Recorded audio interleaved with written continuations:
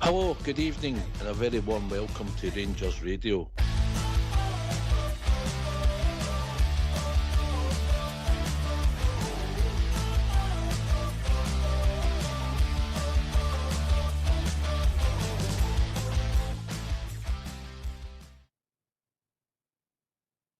Hello and good evening, and welcome Rangers fans all over the world to Rangers Radio. Tonight you've been joined by myself, GB. Well, the long and weary Oxford takes a wee break tonight, and coming back from the substitutes bench is our Port Bear. Port Bear, how we doing tonight, mate?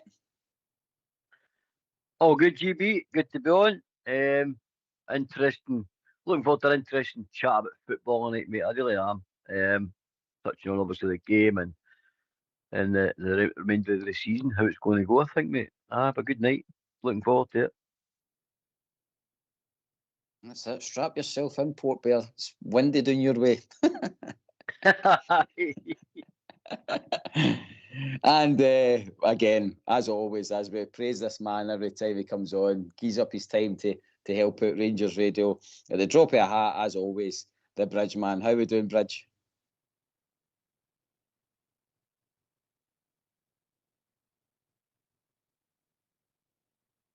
He's on mute. He's on mute. Best in mute. Sorry, boys. A wee bit slow there. Good evening, welcome. Guys, and yourself, GB. Looking forward to the night, and a long time since I heard Port Bear. A long time since I've been on a show with him anyway. So I'm looking forward to that, and of course the techie boys in the background. Can I just say to all the Rangers fans listening in all over the world, good evening. Welcome to Rangers Radio. Lovely, Bridge. See, we'll always wait for the famous words, Bridge, and that just sets the tone. And now me and Port can put the slippers on and relax a bit now that says you're voting the show for us. I hope you're well, mate. We'll come back to you soon because I know that you've been on talking about the game and stuff like that. And since the Port Bear is with us, and he gave us a right good insight last week with tactical knowledge and how he's feeling about the team. Well, mate, a week on, how are you feeling now that we've had a result at the weekend there, mate? Probably one of the most important results since Danny Rose took over, mate. To lay a glove on Hearts and try and stop that momentum, I think was massively important for me. And we know the form they've been on. You know, they've been. Everybody keeps saying, and my boss said, I spoke to you at work and stuff, mate, and I spoke to loads of my mates not doing this way, and my boss said the same thing. You know, when's the bubble going to burst? When they going to, they've not got tail credentials. We keep writing them off, and they kept getting results, mate. They kept getting results, and they took a lead twice. And deservedly so, because we were very slack at the back, mate. You know, so some of the goals we lost in particular were very slack. The one that really was the one when Big Fernandez passed the ball into Raskin, when everybody looking, and that's where that first goal comes from. I mean, Raskin's back to Fernandez, and it's not like big man's, as on the ball, I think he's been, surprisingly better than I thought he was going to be. His passing accuracy is pretty high, mate, and wins all his duels. But to fire the ball to Raskin and when he's in that 6 role, I always say this: if you get caught on the ball in there, then the results usually are you lose a goal, and indeed we did. But we showed character and immediately responded, mate, which I was glad to see. And then another bit of slackness. You can't take away. See the boy Braga, mate. I like this boy. I think Rangers should, push the boat out and go and sign him. I think he's been an absolute sensation in Scotland. His first maiden season, in the season so far. Scored goals. Is a great heater. He's beat John Souttar. He's smaller than John Souttar, and he's beat out neck muscle. Fired it back across the keeper. And Butler's got no chance, so Hearts go ahead again, mate, and you're like, here we go. And, it's like a fly in the summer. It's not going away, mate. It's buzzing about your head, and it's really when you're nothing, but they won't go away. And then we get the equaliser again, and then after that we get into half time. And I think we obviously Danny Rowe's words probably settled the team down, and they've probably had a chat amongst each other, mate, because I think we played a lot. I think we played some nice football in the game.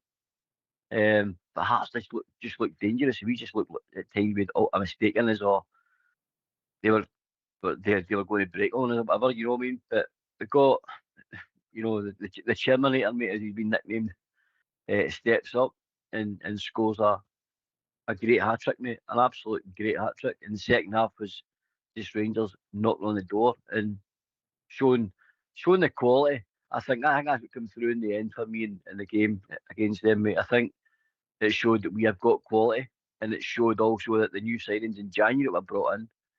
And in my opinion, particular Romans, I'm going to give special praise for. I think he's probably the best left back we've had since big thing here, mate, Calvin Bassey. I'm getting very, very, very excited by Romans, mate. He's a unit. He's not your typical, you know, marauding flying fullback. He does get forward. He does put quality in, but he can defend. He can defend, mate. He's a big unit, a boy, and he can defend as well as get forward, and that really excites me about him, mate. But they've definitely made a difference to the squad. But going forward, we need to clean up this slackness, mate, because this slackness and inconsistency will kill us and derail our season and make it one horrible season.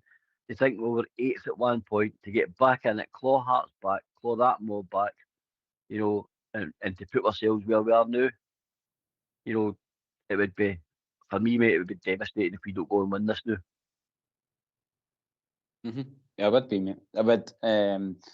For myself, I was actually surprised, Port, how much we made Hearts look a bit average in the second half. I mean, they are the league leaders, and I think we've totally controlled them. And for me, it gave me the confidence that we don't need to worry about Hearts for the rest of the season, mate. Yes, we need to worry about them still being in front and picking up points, but do I feel that they are a better team than us now? No chance.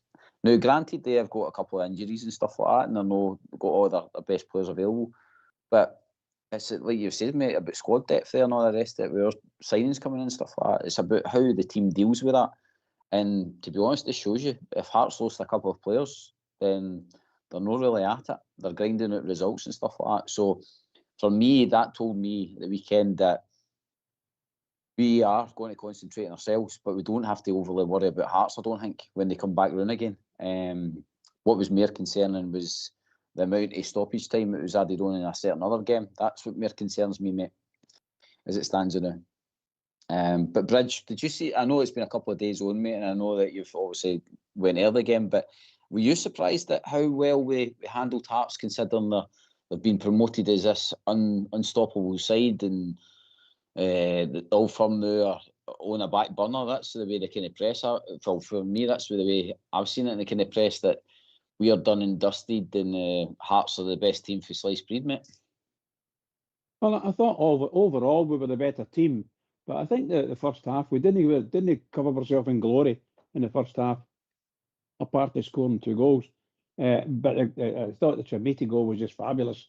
He managed to control it himself and got the ball back and all the great things, and to carry on, mate, got the momentum and done it. But other than that, I don't think we weren't 10 miles ahead of them. Let's put it that way. They're a good team, Hearts. Make no mistake about that. A very good team. And I think that we did well. Held it all together to the start of the second half, and I think the second half we just buried them. And that's my honest opinion. I don't think they were up for the game the same in the second half as we were, as they were in the first half. And I think we take control of major parts of that game, and we did it with ease. Our defence settled.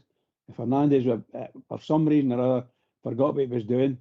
Lost the spot. You know where I'm on the pitch, and doing stupid things. You know, in the second half it was nothing like that. I think he's going to be a great player for us, but he's got a lot to learn about his position on the park. He needs to take up defensive roles and be very firm about his defensive role, and make sure he's happy and strong. And that's what you're looking for. You don't need Rangers to be doing a billion things at the one time. Just go up there, take the ball, and play the ball, play to each other. and I think we've got a great chance when it comes to that. Port, I'll come back to certain players in the squad, mate. And I know you've touched on Romans, and there's Bridge touching on the defence and stuff, and we've talked about Jamaica.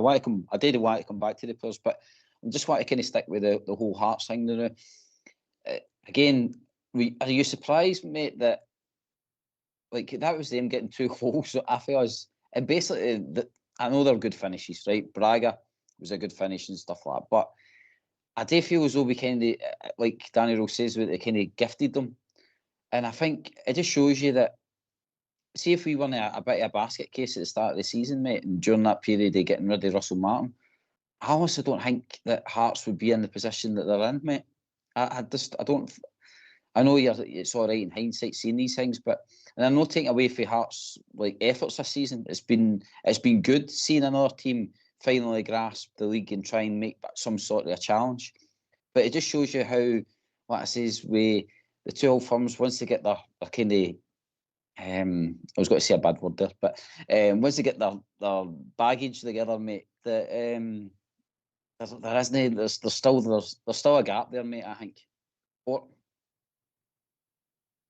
I think Hearts and a lot of teams in the league have found themselves very, very fortunate that Rangers and that mob are where they are right now in footballing terms. We are a new investment. We went down a route, as you said earlier on, with Martin at the start of the season. It didn't work out, and the American owners took full ownership on that and corrected it. And many other footballing departments as well, and sorted it. And then also went out and backed our new manager in the January transfer window and brought in real quality to add to the squad to help, with the rest of the title push. I think since rules come in, he deserved that, mate. He deserved what he got spent on him in January. I think that was one of the big influences for me. I think if Dan Rule had just been coming in and pretty much it was samey, Rangers were sitting 4th or 5th, I think they would have just continued to see the rest of the season out and just it would be a whimper, mate. But by hook or by crook, and by, don't want to be too hard in the Scottish League, mate. I really don't. But the standouts for me this year in the Scottish League have been probably Hearts, Motherwell, and Falkirk. I think the 3 of them had very, very good results and they've done very well, especially Falkirk coming up for the Championship. I think they've done really well, been back up, find themselves probably going to finish the top 6 in my opinion.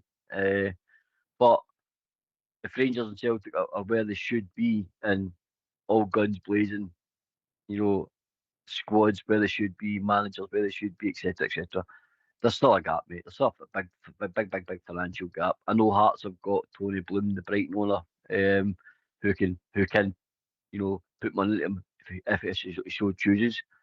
The Hearts did sign 4 themselves, mate, in the January transfer window, so they did spend, but their signings haven't quite developed the way ours have developed. Ours seems to have hit the ground running. I think that's what you get when you spend what you're spending when the sort of amount of money Rangers are spending on players.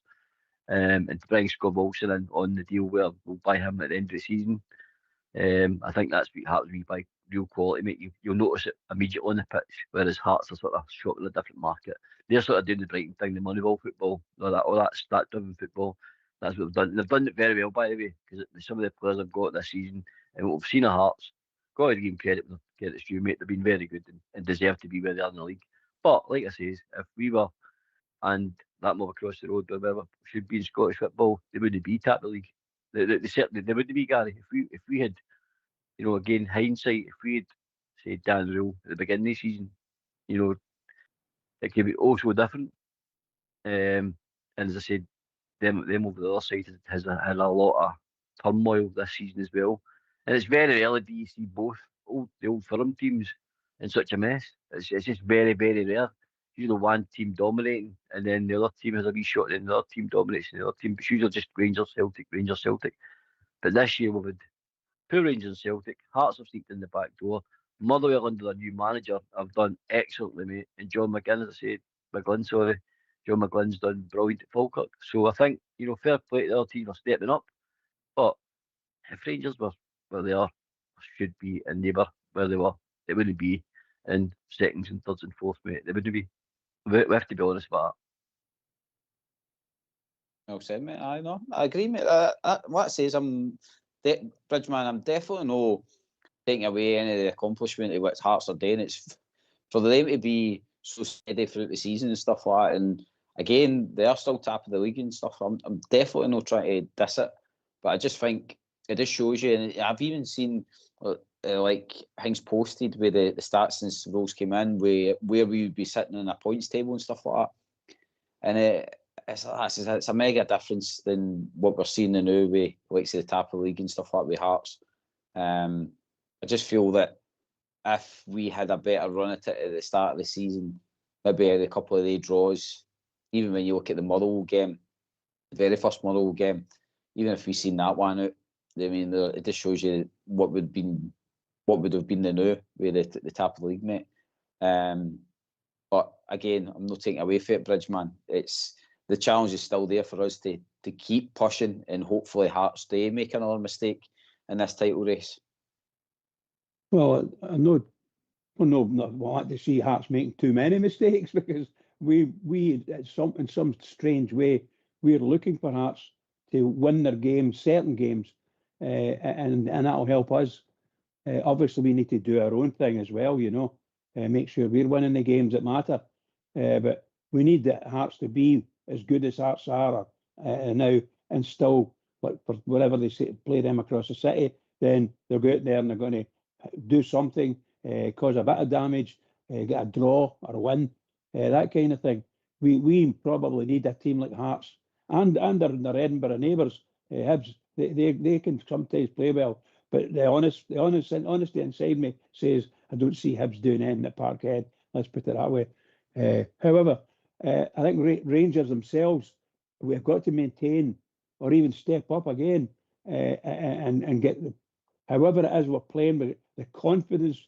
We need to get the confidence that exuding in the players, because when players get into the park, and everybody that played football knows this, you get into the park and after one or two tackles, you know who's going to win the duels to all intents and purposes, and who's got the fight in them to take the person on, and so on and so forth. And that goes on in every part of the pitch. And Rangers are just starting to pick that up.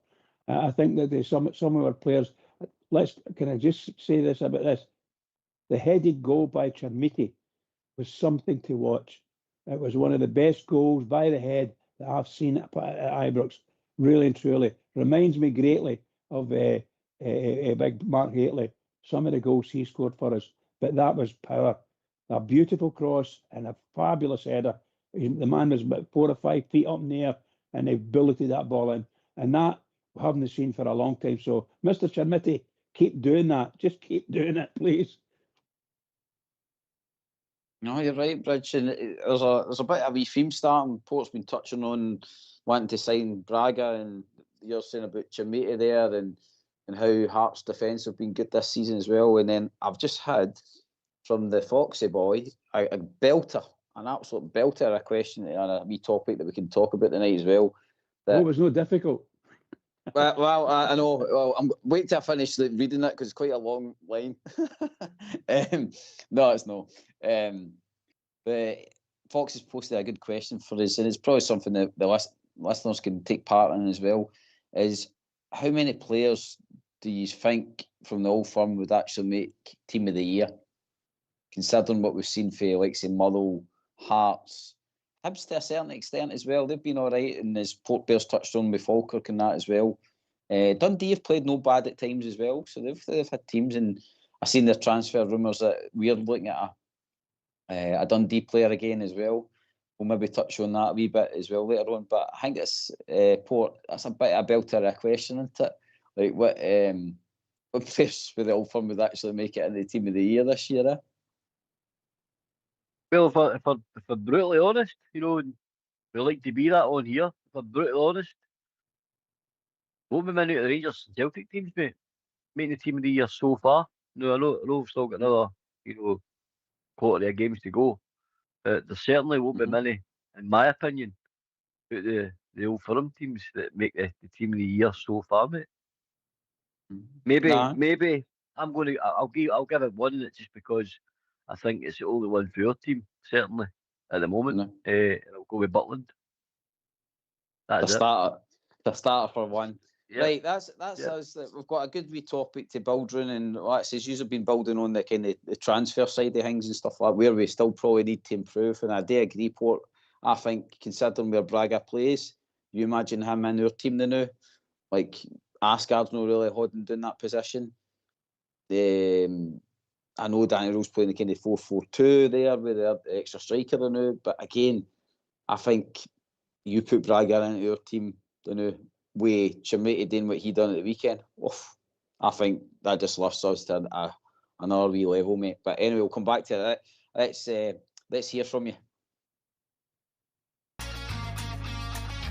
Why don't you give us a call on 0141 356 1972? It's your show, it's your platform. Let's hear from you.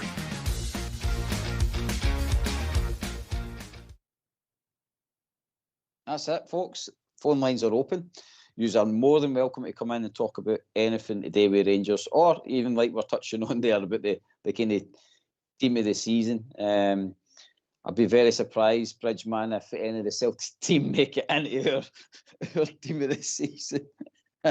Well, I think that there's some of the things that make the vision for players, some great play and some great scoring has happened for Celtic way late in the game, and it's just how can we say it? It's a great thing. How can you take a player and make him a player of the year? He scores a goal in the 97th minute, because that's what probably happened for them. I think I don't know how to measure it in other than that. That's my complaint on that, to be honest. But as far as Rangers are concerned, I agree that Butland's in my shout for player of the year. And, well, what can I say? The way Chermiti's playing and Fernandes, they might make it. And the new left back, Romas, man, hey, tell you what, he's a quality player. But there's people that could have been in that. I think the wee boy, the Gazman, Gassama, he is a quality player, a top quality player. He came on for 5 minutes? And what an amazing run. 70 yards he ran and passed a beautiful ball to Chimete to score his third goal. It was just amazing to watch. And that's the kind of thing that a guy can bring to you when you play him in the right place. I think he's a brilliant player. I don't think he's going to get there now, but he could have done. If he'd have turned that on for this season, he'd have been well up there for a player of the year in the league, for sure. No, I agree, Bridge. I think you make a right good point for Port to come in on, mate. Is it Port?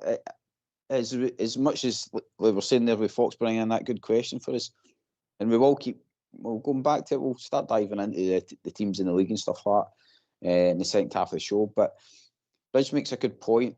Like, if Chimete does the form that he's done at the weekend, the same way he done at Celtic Park, Gassama, how he came in at first and how he was ripping it up with cutting in, no fear, just whipping the ball in, scoring goals left, right and centre for us. If they're hitting that kind of form, you think about Asgard against Dundee United, how he grabs the ball, runs forward, runs down the wing, cuts in, bang, tap corner. You're thinking that's the moment that the boys arrived.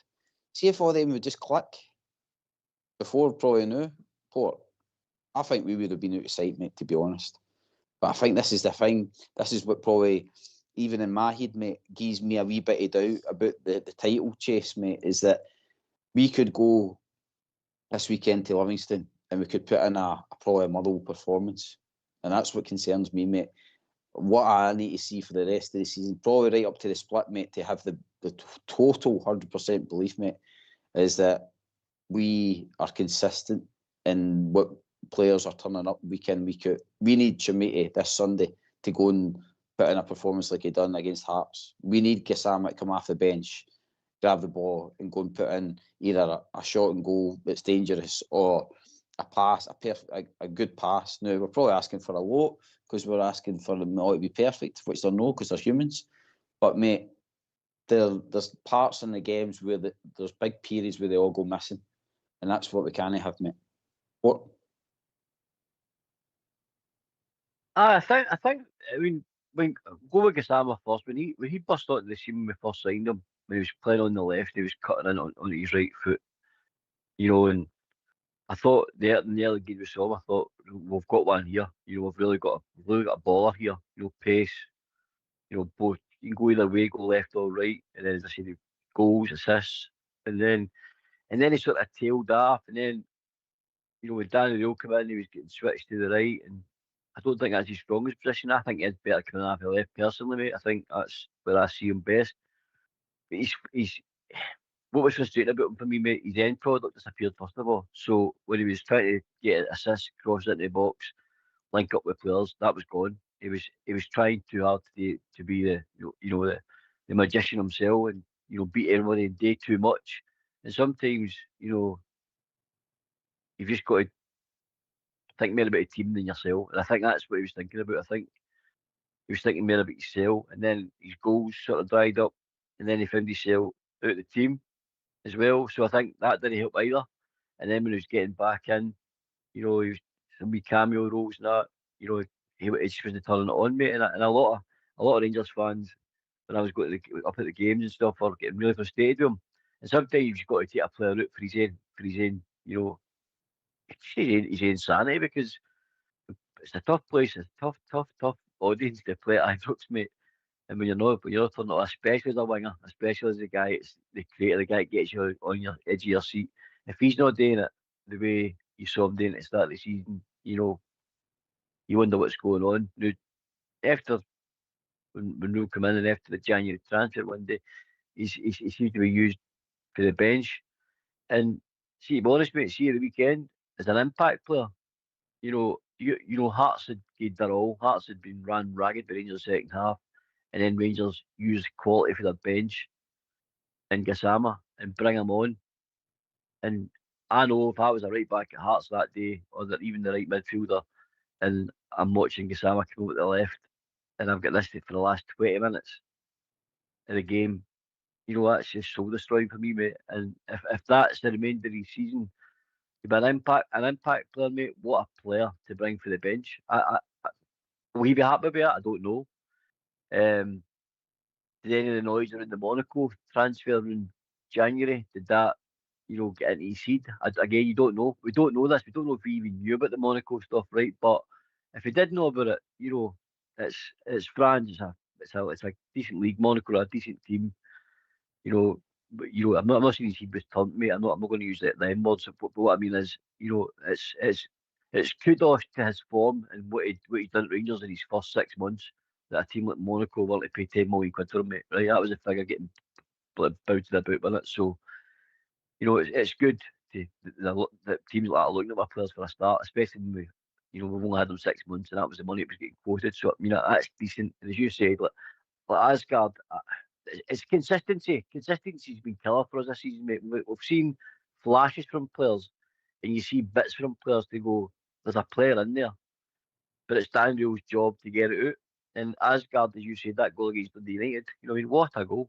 One of the best goals I've seen all season, and that's including along quite a lot of the leagues that I've watched. It was a peachy goal, but he's inconsistent, mate. He's not consistent enough. He's always in the fringes of games, and then you see like a burst, you see a touch, you see a bit of skill. You're like, he's an absolute baller, a footballer. But you need to be consistent at Rangers, mate. You need to be consistent. You can't play 1 week and not play the next week, and that's Big Chermiti's problem.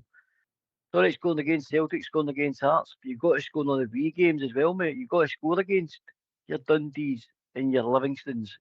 Hat-tricks against them teams count for me as much as they against Celtic and Hearts, because you've got to beat these wee teams as well. You've got to put these teams to bed as much as you do the big teams. Don't just show up for the big games. Don't just show up, because that will be accepted. But at Rangers, we expect to win every game, and see, as soon as these players get in their head, mate, that's what's expected from the fans in the stands and for the manager and our club. We have to win every game, mate. I agree, mate. I agree.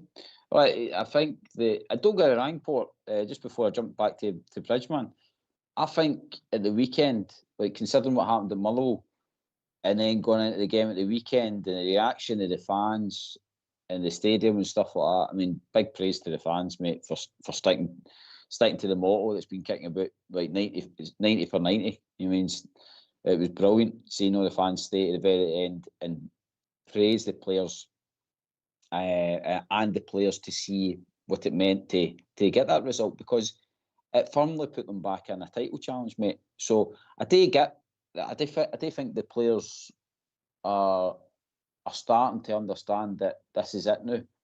I think even Albert last night touched on it, that winning the game at the weekend is that's the kind of start the season for us. This is it now. It's cup finals every weekend now, and as long as we do our business, then we'll be fine, mate.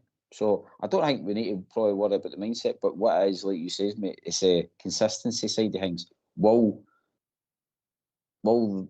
Jamaica turn up next week?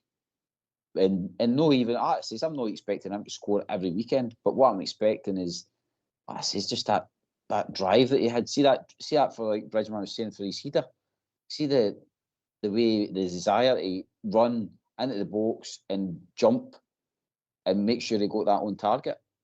That's what you're asking for most weeks, mate. Aye, 100%. That's what I'm saying. It's just. I said, mate, consistency kills every team. If your team's not consistent, as in your defensive unit, your midfield unit, and your attacking unit, you get that, and then you're hoping to progress over the months and weeks after that is the actual team gelling. Your middle to front, your front to middle, your middle to back, etc., etc. You want to see that cohesiveness, that gel. We always talk about it. The right blend. The team gels. That's. You get a bit of consistency in your team selection as well. I know that's very rare in modern football now. I know it's usually a 15, 16-man squad now that you're guaranteed teams. But what you're hoping you start to see is, maybe the spine of the team being the same for most of the season. So maybe your goalkeeper, your two centre halves, your number 6 or your number 8, and then your number 9, and then the rest sort of up for grabs. You're just looking for who's turning it on week in, week out, and they should get the jersey. That's the way I like it. I think it's all down to form for me. That's where I like the team getting picked. Who's training and who's playing well on a Saturday or a Sunday, whatever it may be. But that's what you're looking for, mate. You're looking for consistency, cohesiveness in the team to gel. And for us to be back where we are in the now, like I said earlier on, we're well at it. We're sitting in 8th position before we all come in. And to be where we're at right now, and I'll be honest, mate, we've not played great either. We've not played fantastically well to sort of merit where we are. But we're there. We're there. And if we can manage, as you said earlier on, mate, to turn it on, to now at the end of the season and play at the level we played against Hearts in the second half, we'll be fine, mate. We'll be fine. Bridge, obviously we've talked about consistency up front, but you're the main man with the defensive side of things. We've seen Big John Souttar sign a contract extension to 2027 today. I'm still to give myself the belief that him and Fernandez are the pairing, mate, the strongest pairing. Like Big Giga and Fernandez for me, mate. I don't know. I just feel as though that was working well. John Souttar was out, and don't get me wrong, Big Souttar's putting some big performances for us and that. But as we've seen with the kind of Braga situation, we've seen with Motherwell as well with the last minute goal. I don't know. Even to be fair, Giga's had these moments as well with his sleepiness, but I don't know. I'm still feel that John Souttar is a mainstay in that defence, Bridgman. Well, I don't. Forgive me, I don't see it that way. I see John Souttar as a utility type player for me, as a centre half. He comes back and defends, not too bad. He does a lot of blocking, which is good, but he gets beat very easily in the air, very easily, as we saw the other night. I just find there's a big chunks of his game that are not good at all for Rangers. And there's other parts, as I say, he runs up, but you watch him and he'll lose himself up the pitch, dead easy. We go up there and all of a sudden he's a terrible passer of the ball sometimes, and he's, you know, he's 20 or 30 yards inside opposition half and very close to their box, and then all of a sudden he loses the ball, gets stupid pass away, and away you go, and we're treading water to get back. And that's the kind of thing I don't like about John Souttar. Look, I'll give him praise.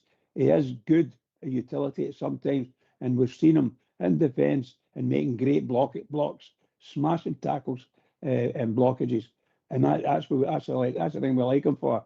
But that doesn't make him a centre half, and you know that. Most people that play football know how difficult it can be in their position, and I just don't see it with John Souttar. From a defensive perspective, I would think we want to help Fernandez to do can bring his game on, get his positional play and coach. He needs some coaching about the position on the park. His mind drops, so he's got the ball and he sees Raskan standing waiting it, and then he turns left and looks up the left, and nothing happening up there. So he's automatically thinking by the time he pulls his head back again, I'll just give it back to Raskan, and Raskan's not there. He's moved on 3 or 4 yards, and it's just daft. So these daft things we need to get sorted out. Other than that, I think we'll get a really good chance. I really do. Really good chance of making up and making up those number of points that we need. I think we're going to get there. But as long as we do it right, of course. As long as we do it right. Can't be afford any stupid thing. So, Bridge, just before I jump to Port on the kind of defensive opinion thing, would you say then your strongest defence is Sterling, Giga, Fernandez, and Romans, maybe? Is that what you'd go for there now? No, the new guy. Who's the new guy? That's back. Aye, Romans. Romans, sorry, I thought you said Gomez. Sorry. No, it's Romans. That's the one that I would definitely like him. And at the present moment, I think that a better pairing between all the centre halves, I think the ones what are talking about there. Giga and Fernandez, I think they would do it for us. They'll not cause us many problems, I don't think. You never know, mind you, we've been wrong before. But that's what I would go with. Port, mate, I'm certainly not bashing John Souttar. He's been captain for us and stuff like that, mate. I just think he's got improvements to make. But the wee period that Giga and Fernandez were playing together, we were pretty solid. The set plays were kicking in at that point with Fernandez scoring as well. And I know Fernandez had to drop out with injury and stuff like that, and Giga was away the African nations and stuff. So it's been a bit of a mixed match, the defence this season again. We never seem to get the luck of the draw where we can just keep a solid team week in, week out. And I know that's modern football, but there has been hindrances to us that we can't overcome. But defensive wise, mate, it's good to see him sign up, and he's definitely going to be important for us in the squad. But I just feel as though that's still a wee area that I think we could improve on, mate. Considering, as we've talked on that wee subject that we were saying tonight about players making it into the team of the year, when you look at that kind of Hearts defence, mate, there's a couple of them in there I wouldn't mind in our team. Aye, we're talking around, mate, in regards to consistency, and cohesiveness.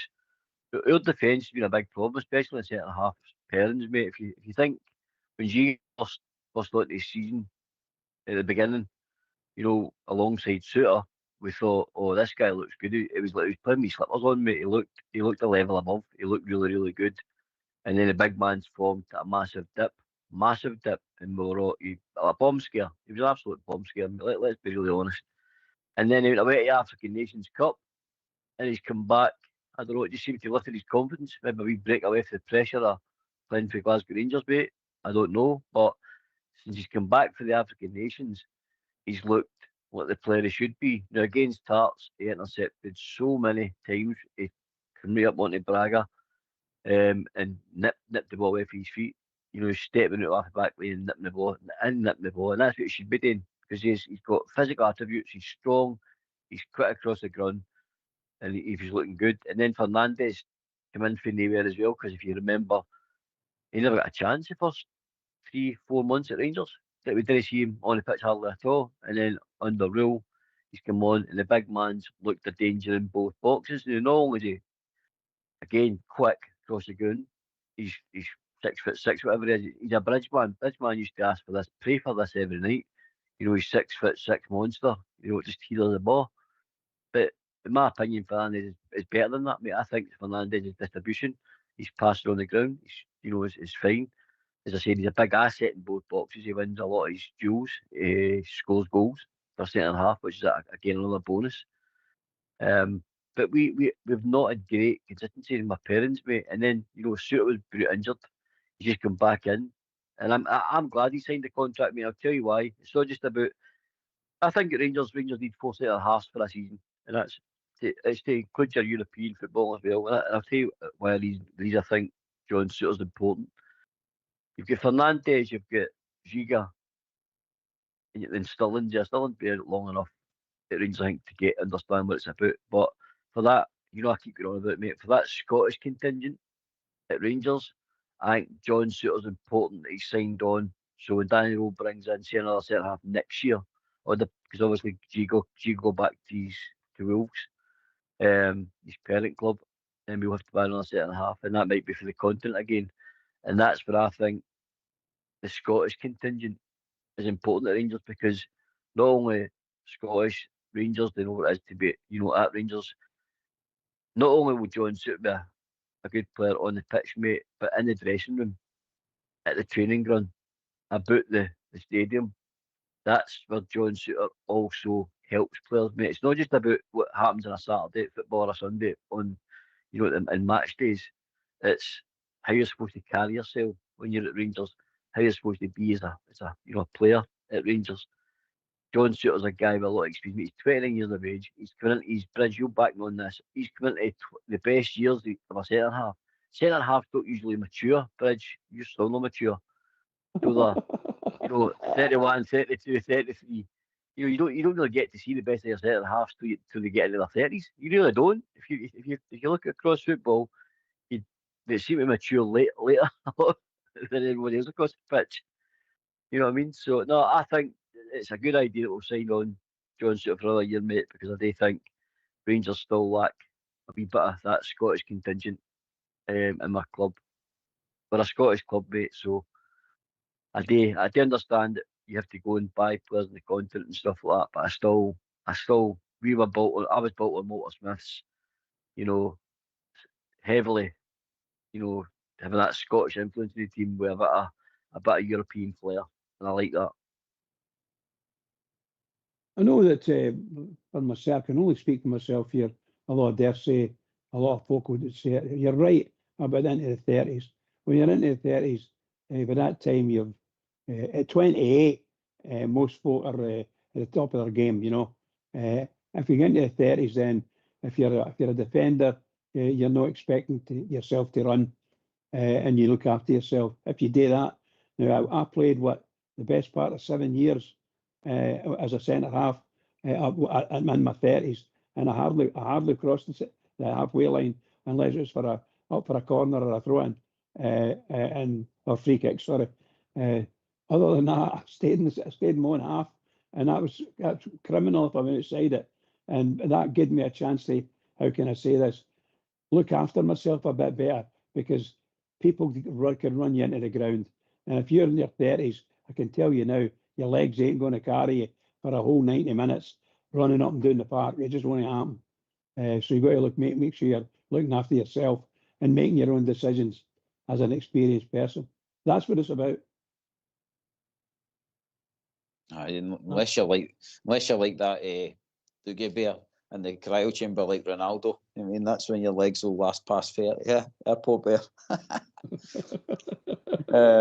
That's a fact. You're Doogie. Yeah, the Doogerator. That's what he's like, man. That exercise. Anyway, I digress. As we were talking about Souttar, our very own techie team have let me know that we have got his interview. So, boys, if you get yourself on mute, we're going to hear from John Souttar. John, congratulations. You've signed a contract extension with the club. How pleased are you to have that completed? Yeah, I'm delighted. It's taken a while, obviously, but yeah, delighted of my future here, and it's an exciting time to be here, exciting time to be involved in where the club's going. So yeah, I'm delighted. For you personally, what does it mean to you to be able to stay here and have that future here? Yeah, obviously I understand the position I'm in, the privilege it is to play here, the demands there is to play here. So yeah, I'm delighted myself personally, and yeah, I'm excited as well because it's obviously a good period to be involved with Rangers with the takeover and how we're doing just now with the management team coming in. So yeah, it's an exciting time. When the conversation started with the club, what was sort of important for you in deciding or making sure that this was where you wanted to be? I always made it clear I wanted to stay, so I think it was just, you know what it's like, these things can take time, and they did, but thankfully in the end it's all been sorted. Like you say, with the positivity around here just now as well, it must feel like a good time, and you must feel like there's so much more to achieve here too. Yeah, definitely. I think we're just at the start.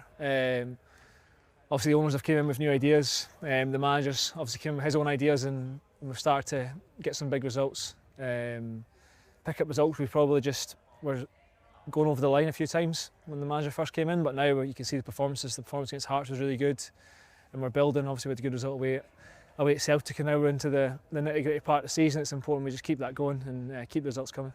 For you to have it sorted now, it must sort of give you peace of mind at such a crucial time in the season too, which is obviously so important. Yeah, of course, it does for me personally, but I was always thinking about the team and the club, and there was so much happening here that you don't really have time to think about yourself. You're always thinking about the next game, how the team's getting on, how there's so much demands here, so you're always concentrating on the next game. But obviously myself personally, I'm delighted it's done. It is season 4 for you here. How much do you feel you've sort of grown as a player, as a person in that time? Yeah, definitely. There's been a lot of ups and downs throughout my time here.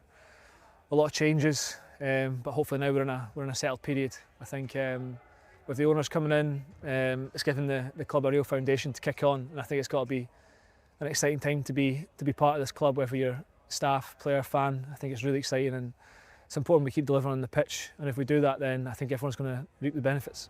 You are, of course, one of the leadership players in the group. Is that something you feel you've taken on more in the last few years, or how do you find that role now? As I've played more games, I've been involved in more things. I've just naturally became that. Obviously, Tav's our leader, and Tav's the one that when he's on the pitch everyone looks up to. But when he's not there, I'm sort of got the armband. So, but there's a lot of leaders in there. There's a lot of boys that have played international football and boys that have got a lot of experience. And it's a good place to be. Mm-hmm. You touched on some of the changes recently, but just in terms of Danny and the coaching staff, how has that been for you in this period? Yeah, it's been good. I think, well, results-wise, it's been really good. I think we've had a lot of positive results, a lot of things he's wanted to implement in how we play. Obviously, it's not all came out on the pitch yet.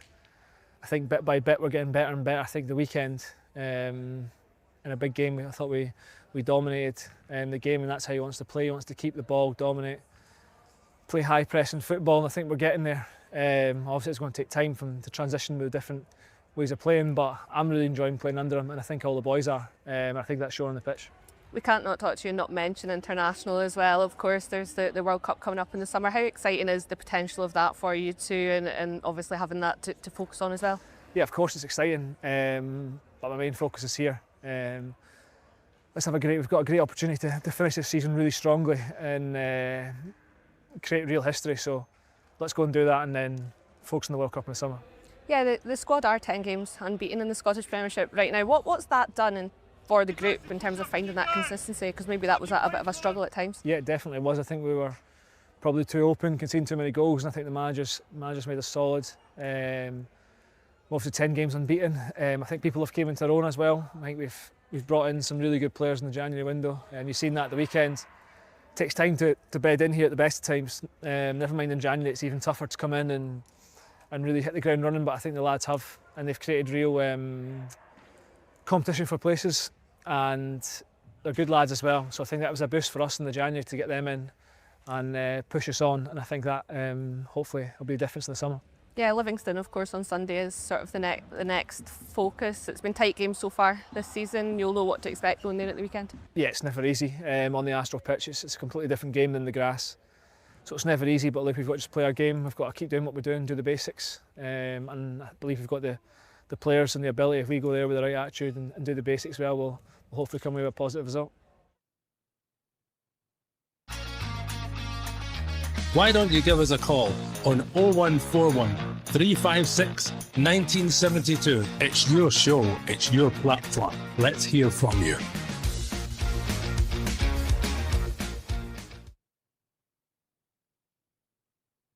Thanks for that, Fox. In fair play to John Souttar, I mean, it's a fantastic interview. The guy's loving his time at Rangers. He's one of us. And like I say, there's been moments he's scored in Old Firm as well.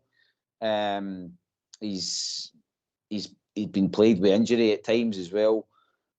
So he's kind of had an up and down time, Bridgeman at Rangers. But I'm not upset that he's signed that extension. I think, as Ports touched on earlier, that it is a smart signing to have in your team, mate. That's what I would say. Well, yeah, of course, he's an international player.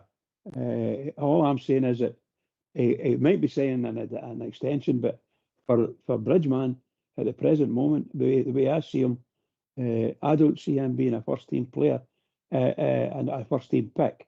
We should be having better players than John Souttar. That's what I'm meaning. But we haven't got them, obviously, or the ones that are in there. I would say we're not going to have him at the end next season anyway. Giga, he's not going to be there, so maybe have to get somebody else for that matter, bring in a centre half in. But I don't see John Souttar lasting. I think he struggles to last a full season anyway, and he puts his foot into certain places, and he does get wee injuries here and there. So I'm not trying to take anything away from the guy. I would not try and diminish him in that way. I never did see him as a Rangers class player. Never ever did. But he's here and he's one of our players. I'll support him, but I want to be able to criticise him as well. I see weaknesses there, and if it shows out during a game, then we need to highlight it as fans. We need to highlight that. And some games he doesn't do it then, Ryan, and it's brilliant, But 9 times out of 10, he's going to make a bloomer somewhere, and it's cost us a few goals, that's for sure. No, I think it's a very fair point you make, Bridgeman. Just one last question before I move to Port, before I need to be quick for the tune.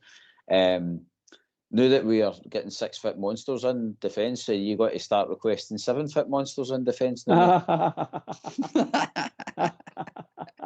No, I've always thought that fullbacks, I would love to see a fullback roughly around about 6 feet 2, but anywhere in between there.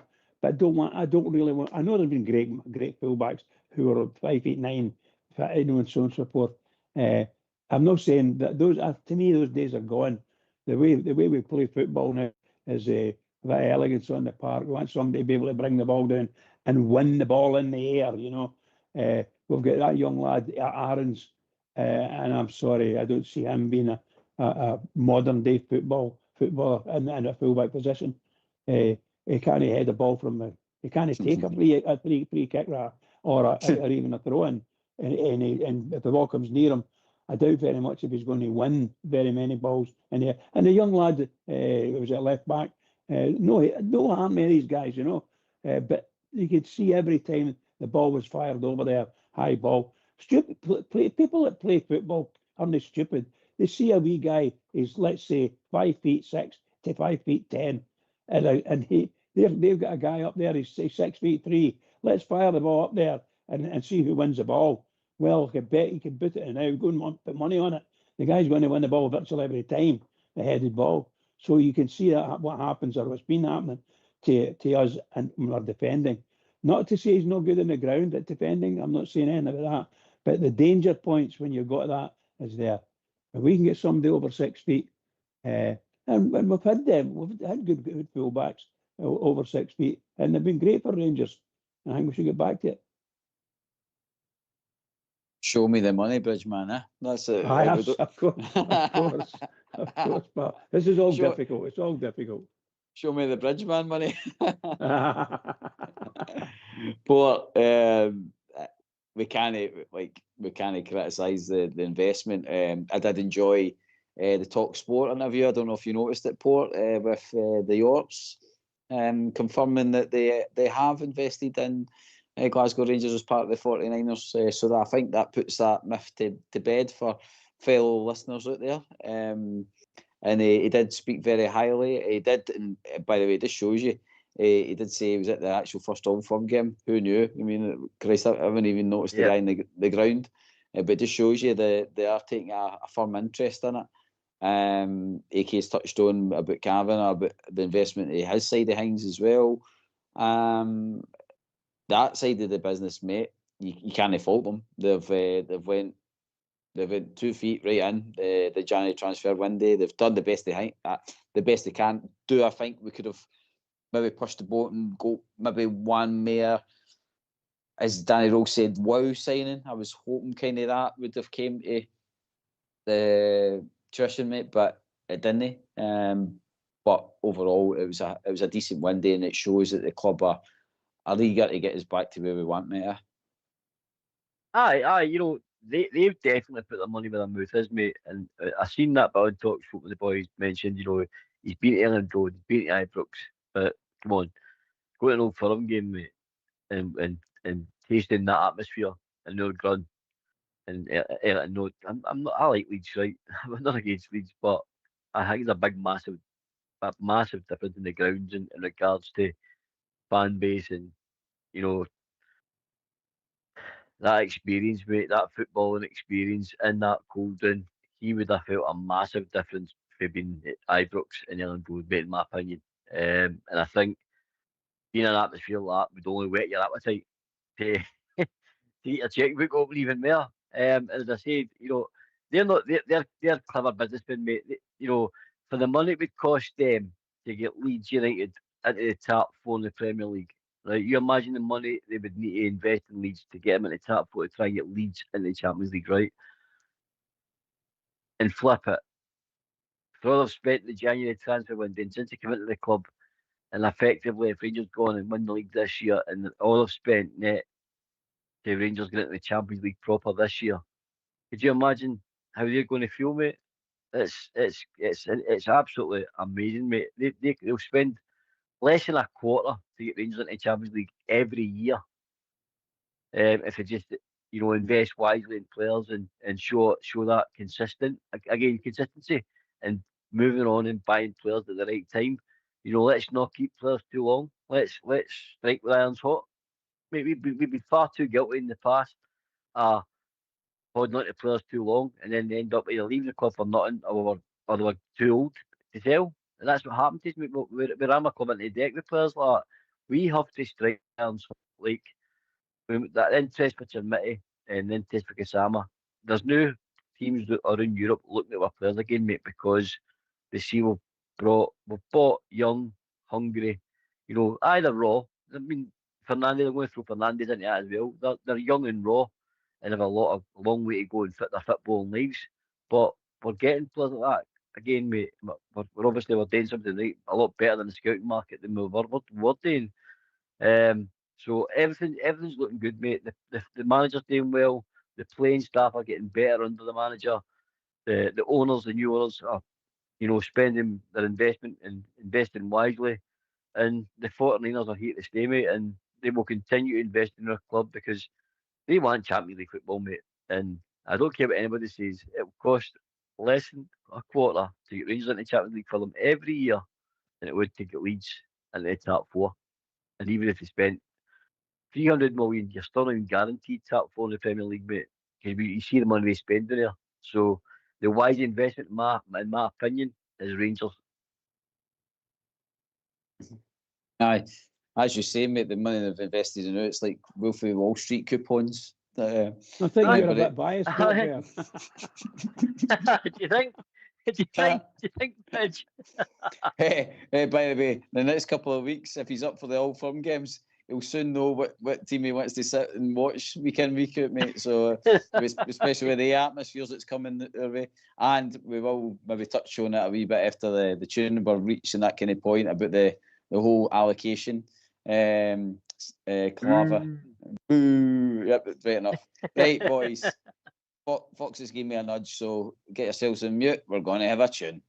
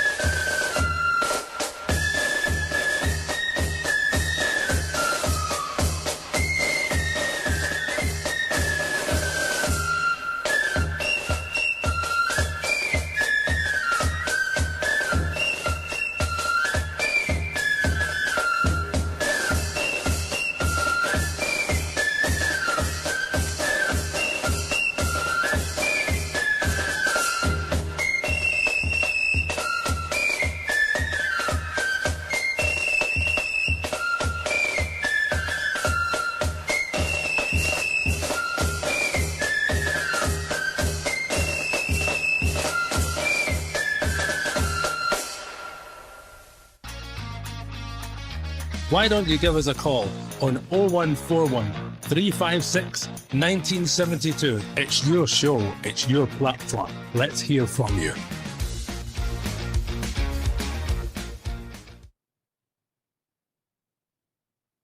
Cheers for that, Fox. And also Blue, thanks for also Blue's drumming techniques there and Fox's flute playing. That was absolutely brilliant. Hope the neighbours loved it. But Bear, I'll be back. Oh, the knackered. I know. Oh, I'm knackered. I imagine your wee van as well coming to meet me in the morning. That's what's that wee van's doing, just marching down the road like that. Good man.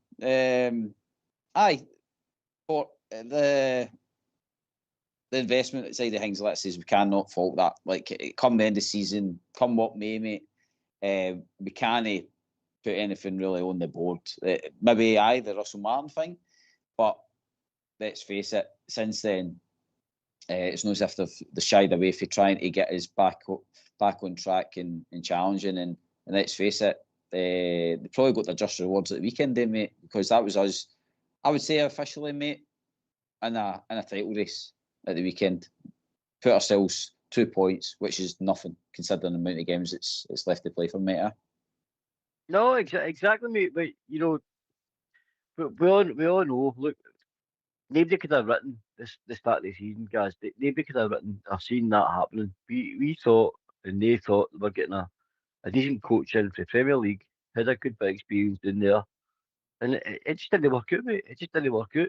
But it takes a bigger man to admit you've made a mistake, you know, and correct that mistake. And they did it. They took a wee punch in the nose and got a bloody nose first 6 months of the season, mate. But they corrected it. And some, in my opinion, we're going and doing their due diligence and checking, making sure. Now, I know a lot of people were, when we got down the road, a lot of people were, oh no, not another young coach. Now, arguably, Russell Martin had more experience than Rule did because he'd managed in the Premier League. You know, he'd managed some other teams in the Championship, etc. Got Southampton promoted. And Danny Rule, his football and CV was, it kept Sheffield United in the Championship. That was his CV. As much as it been his own man, his own coach, he had a good quality CV in regards to being at Bayern, Leipzig, German national team. So that's where he's done his his apprenticeship that way through football. So a lot of me included were very hesitant when we got Danny Rule in charge, mate. But it's worked, and he's finding his feet at Rangers. Rangers are, the current squad are finding their feet with his additions. And we're finding how Danny Rule works in the system. And as John Souttar said before the tune there, they're all enjoying playing for the man. So mate, the board have kept their end of the bargain. The manager's keeping his end of the bargain up, in my opinion, as well. And the players showed in the weekend that they're starting to look like they're going to keep the end of the bargain.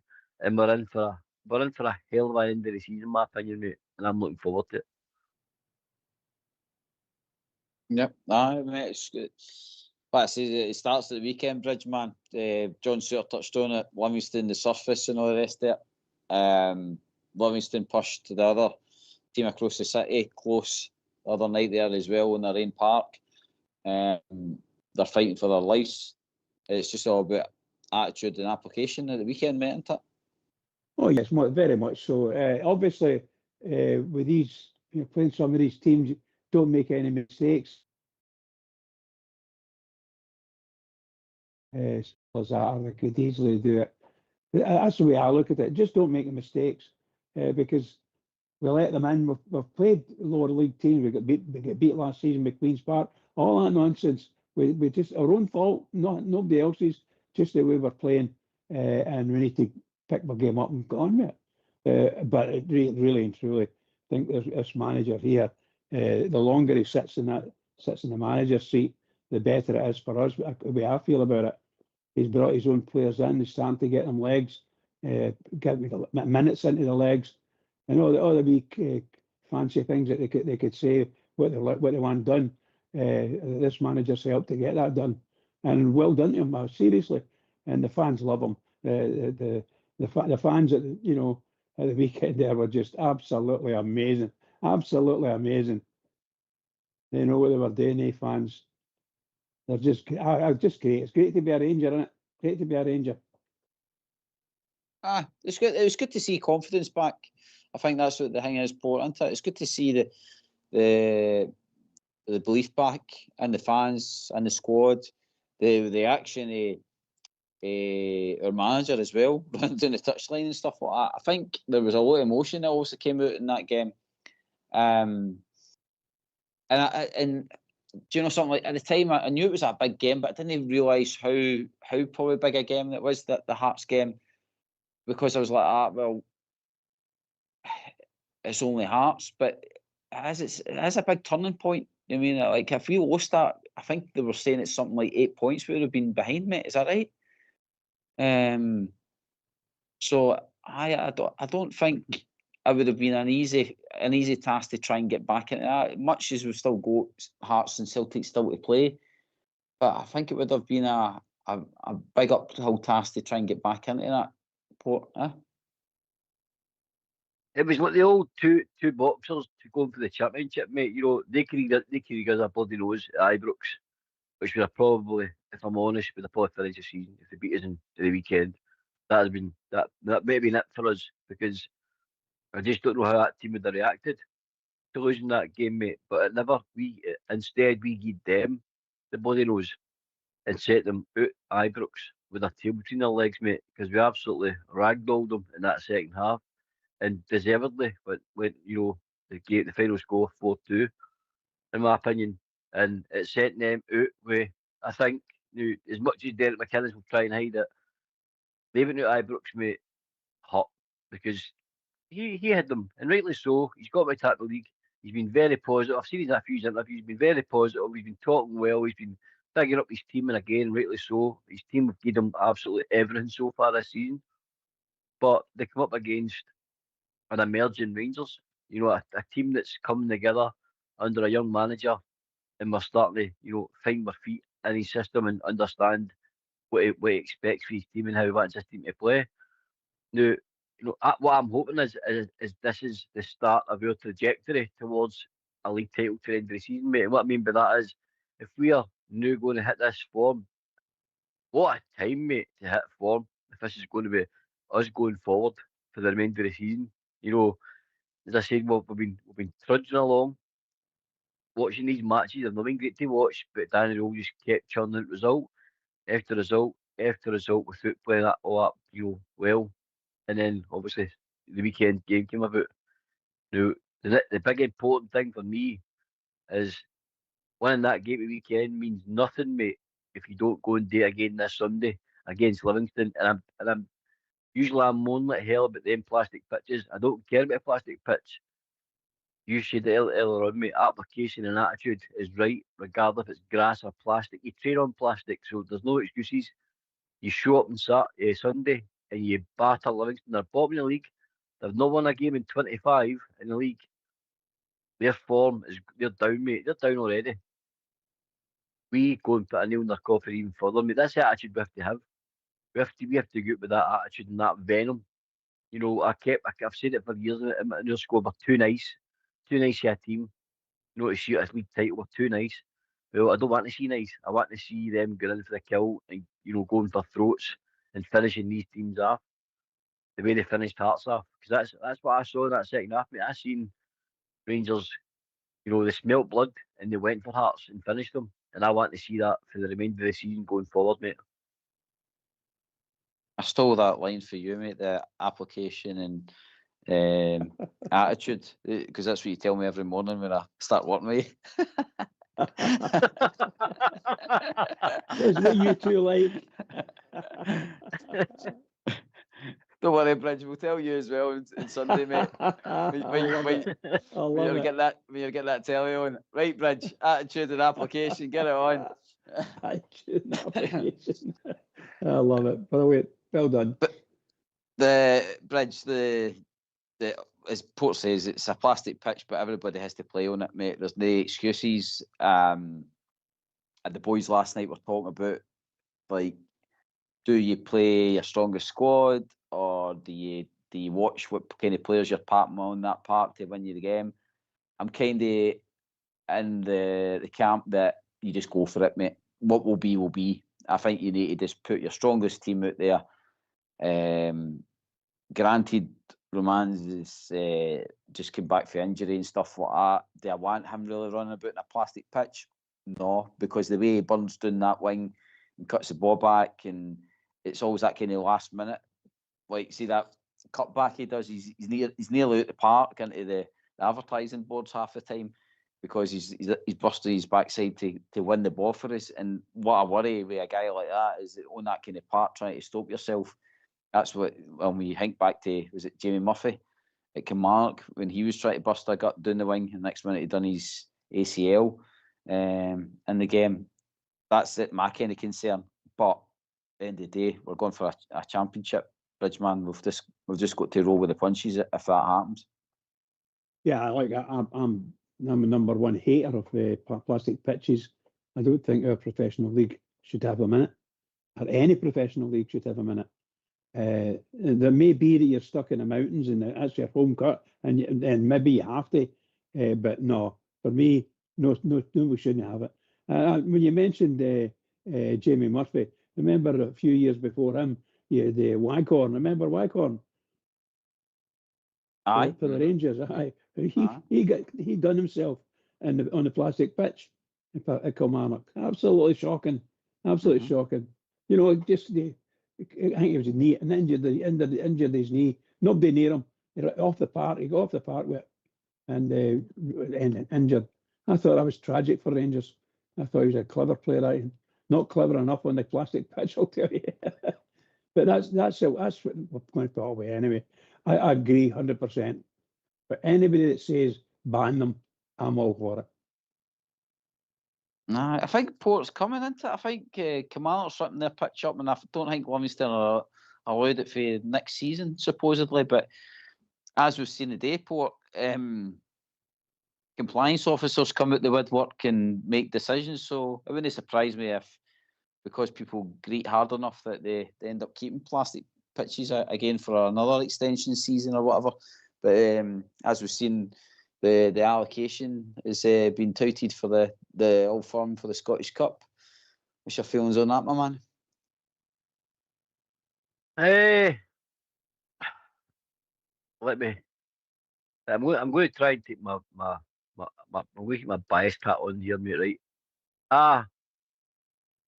I get there's fans out there that would love to have that atmosphere back in the stadium where the Broomloom was given to Celtic fans, and that, you know, that cold and that vile atmosphere was red hot, mate, red hot. And I seen Barry Ferguson talking about it on their wee station the other night, and he was sort of saying the same. You know, he loved it. He said it brought the best out in him, having that end full and hearing all the crap coming for them, and, you know, the moon howlers, you know, going after their head, etc. You know, but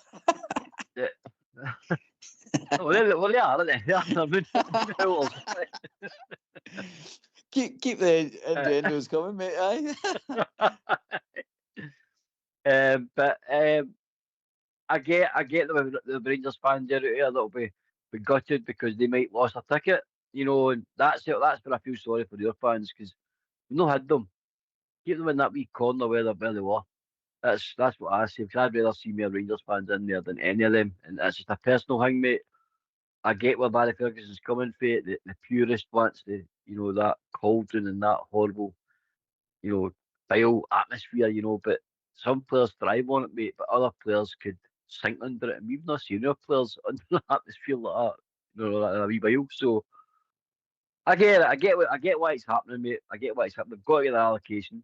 As far as I'm led to believe, it was 20%. So they thought they were going to get the Broomland and another bit of one of either the main stand, or I think that was the bottom corner of the main stand. I thought they were going to get, but it's been put back just to the Broomland, as far as I'm led to believe, that what I've read earlier on. So I'm on the fence on it, mate. I see the both sides. I see the both sides to why it's a spectacle to watch on. You know, if you're watching it on television, you're at Ibrox watching it. You know, the venom, mate. The venom, that hatred that both clubs and fans have for each other, mate. That people thrive in that, other people like it, other people don't. As I said, there'll be a lot of fans that will not get a ticket for your side, because of the allocations being given out the way it is, mate, and it's them I feel sorry for. It's what your fans I feel sorry for that could miss out in the game. No, I get it, mate. I get it. I'm the same as you. It could be, Bridge, it could be a generation kind of thing, mate, because for me, I was in about the good times with my season ticket. Probably just pre that time when we won at Celtic Park, and then we had the Alex McLeish times, and then we had Walter coming back, and the Walter coming back time as well. We still kind of had the name the Broomland, and I'd argue with anybody, like the atmosphere in that game where McGregor saves Samaras's penalty, and the atmosphere of us when Big Edu banged the goal away for the title decider and all that season. Like with him having that allocation, the joy and the atmosphere of that was second to none, mate. And I agree with Port. Then you've got the flip side of that. You fill Ibrox full Rangers fans and you give a small allocation, you'll still get a fantastic atmosphere. But there's that, like for me, I've seen both. You know what I mean? I've been there when it's been when Gerrard had the one just after COVID, when it was Angie's first Old Firm, and we won that one, and it was mostly all Rangers fans in Ibrox, and again decent atmosphere, but there wasn't much gloating really after it. Compared to the kind of times when, like I says, the Edu and the Samaras save. I just think I don't know. I'm a bit like Port. I'm 50-50 on it as well. I think, considering how we've been treated, probably it's a no. But for memories wise, I don't think you would be able to beat the kind of atmosphere when it's kind of a bigger allocation, mate. Well, you know, the games you mentioned there, of course, when they saved it, McGregor saved Samaras penalty kick, the whole place just went absolutely crazy, and it was fabulous. And the full stand at Broomlawn was dead, absolutely dead. And the one of my favourites, just for the sheer, shall we say, get rid of all that venom at me. When Edu scored that goal, I don't care how far out it was. He scored the goal. I was off it, and everybody else was going crazy. We've seen a few goals, but I thought the tension in that game was such that was a real point of the game where he managed to score a goal, and all the Rangers fans let it loose, and it was just wonderful. It was great to be there and great to listen to and see. And I think we need more of that. I'm saying these things, by the way, but I really do think if we could keep that, get back to that in some way or other. And I thought we did that at the weekend to a certain extent. We had the big centre forward scoring 3 goals. That was just amazing, just utterly amazing. And we didn't look as if we were going to score a lot of goals against them. But there you go, we did. So I'm very happy. Our memories are great. We remember these things, but we also remember that with times we went, or when they came to us and they beat us, and there's no happy. We're not. I don't want any of the Celtic fans in Ibrox at all, right? I don't want it. I think the away fans, for me, the Old Firm games, the away fans, I don't want to see them in it, and I don't want to take Rangers fans to the other side as well. But I'm very, very conscious, of course, that there's thousands and thousands of Rangers fans want to go see Rangers any game away from home, and I'm not going to stand in that way. It's just my points, my thoughts on it.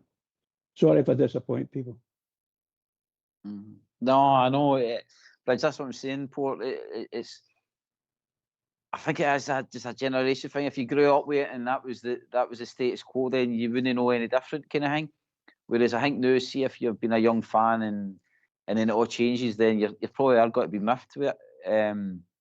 But like I remember turning up, I can't remember if it was a Samaras game, but remember all the Beach Boys and all that were all on the Yeah. park and all that as well. That I remember that day. It was a roasting hot day that day as well, and I'm sure we won that game, that Old Firm game. Maybe Fox or Terry will be able to tell me differently, but I'm sure that game when we all turned up and it was The beach ball day. game. There was hundreds of beach balls getting kicked about and all that on the park and everything. And they had the broom on that day and all that.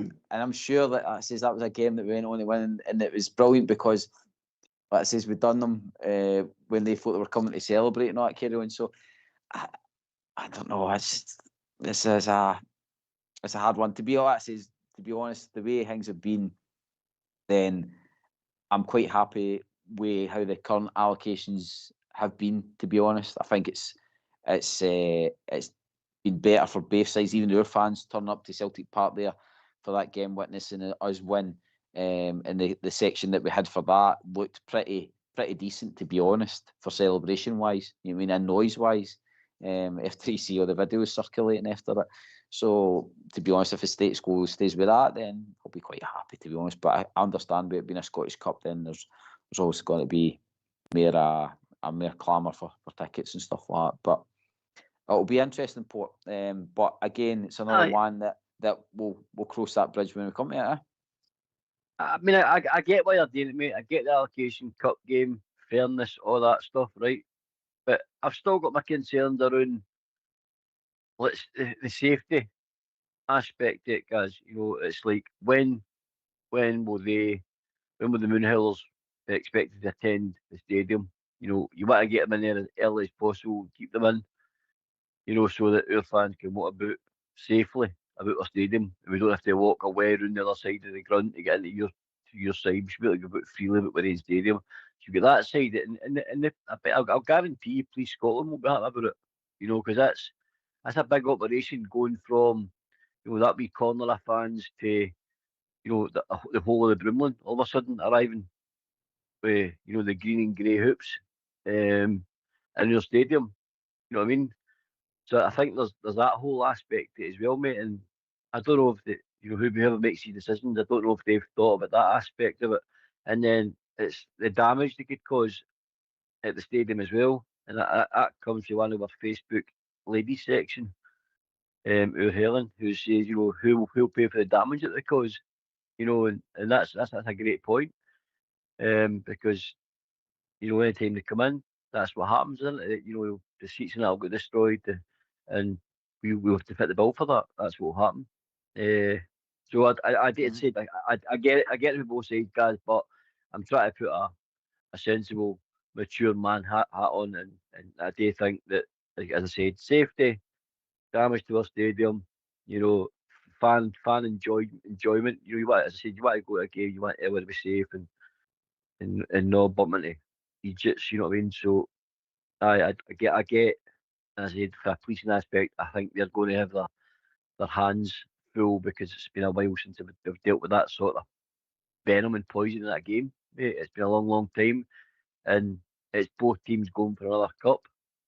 You know, which makes it, you know, it's going to the next round of the cup, mate. And I'm not saying it's guaranteed who wins out of this goes on and win the cup. I'm not saying that for 1 minute, but whoever wins this game, mate, you know, goes a long way to get a possible, you know, Rangers can effectively get a double. You know what I mean? So they will want to win that as much as we will want to win it, mate. So it'll be a game with a lot of passion and a lot of fire. That's a good point that the lassie made there, mate, about like picking up the tab for the damages and stuff like that. And I'm going to come back to it because obviously I want the jingle to come in, and I want to bring the callers in, hopefully on this kind of subject as well. But it could be, I've noticed a kind of a change in supporters' attitudes, especially the Old Firm side of things. That and we'll come back to it. Let's get the jingle, and so let's hear from you.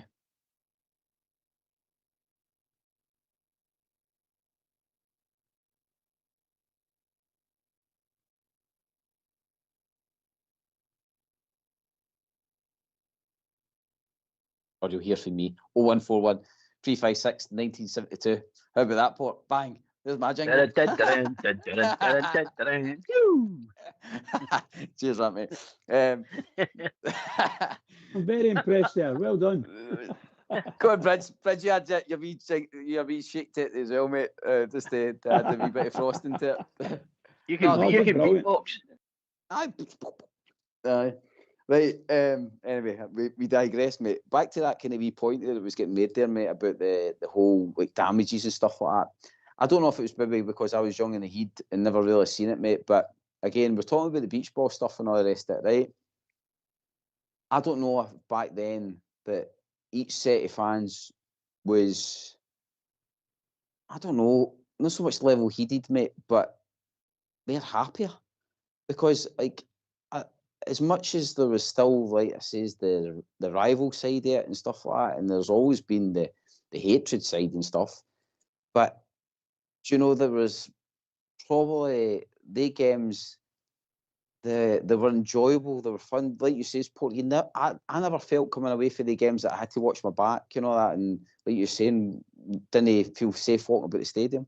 But it has kind of changed a wee bit, mate, I think. And I don't know if that's been since our trips down to the lower leagues and coming back up, that it just seems to be there's been a shift in the attitude side of things to fans, whereas like say them across the city now come up and there's like zero respect given at all now. It's like we're just got to smash up chairs and all the rest of it. You know what I mean, even other fans, you're talking about Hibs with the bottles and all the rest of it. And by the way, we've been guilty at times as well, can't I shy away for that? There's seen objects being flung on the park and all that carry on. Boys getting too drunk. But I don't know about you, mate, but back then, let's say with Samaras thing, there's big calls these days, mate. And I just think, I don't know if there's been a kind of shift in the supporters' attitudes.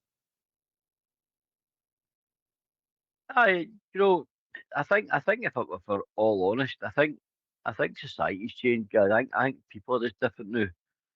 In general, I don't think it's just along, the footballing world. I think just society in general are different. But we have a different generation to people nowadays. But it is what it is, mate. I'll just also say it's the cleaning bill for the smell that'll be left behind as well. I'm not trying to pick that tab up either. Bridget, you want to advance on the Moonhowlers comment? Like, Bridget, have you got an equivalent? Portsink knocked out of the park by saying Moonhowlers. Are you just saying them across the city, mate? Aye. And what do you mean?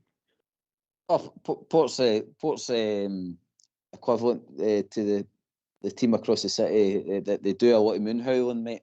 Which obviously you would have seen the day if we didn't allow this allocation, then seemingly another moonhowler was going to come out the attic and say that we had to give more, supposedly. Yeah? Well, I think we have to be really honest about it. No matter what we gave, they would want more. No matter what, they're a give an inch, take a mile. That's that club. And if they can put pressure on to get this thing to work, then they'll get it. Remember, they went through a time when we were coming back up the leagues. That team won everything. They got everything they wanted. They ruled the Scottish League, Premier League. They created it. It was all created for them. The way the situation now. And much as they absolutely hated us, they couldn't last 6 months without us.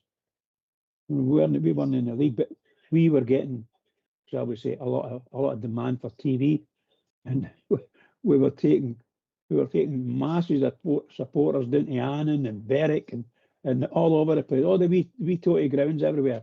The Rangers fans were coming to visit the town, and Rangers did very well out of that, insofar as getting up the leagues. But really and truly, they don't like that.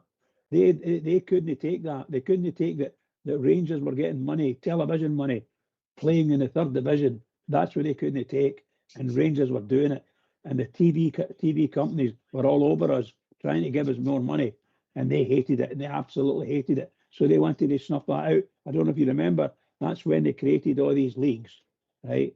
They've just created all these wee leagues the way they are now, and you think to yourself, well, what are they trying to do? They're trying to stop Rangers getting money.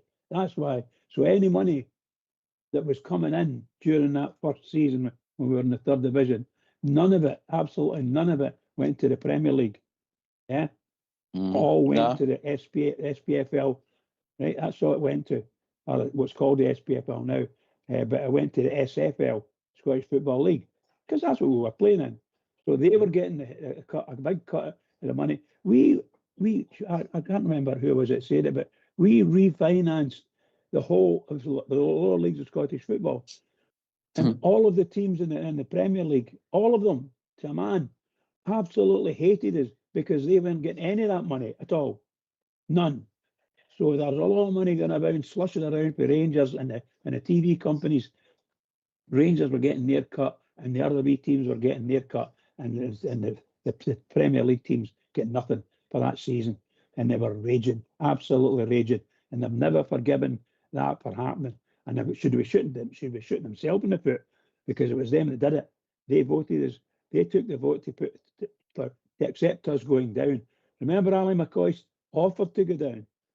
He says, no, you're not getting any of these 10 points off us or 20 points off us, or you're going to lose Scottish Cups and things like that. No. He says, no, everything that was won on the park will stay on the park, and we'll accept whatever he's want to give us, and we'll offer to go to the 3rd division.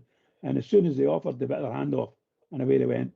And that's what Ali McCoy did for it. And I was so pleased that he did that. Not that I wanted to go to the 3rd division by any stretch of the imagination. He stood up to them. And Charles Green, for all the a lot of folk didn't like Charles Green, for all the dislike for him, he stood up right behind Ali McCoy. Says, no, we're not doing it. That's it. Because I think he was getting convinced.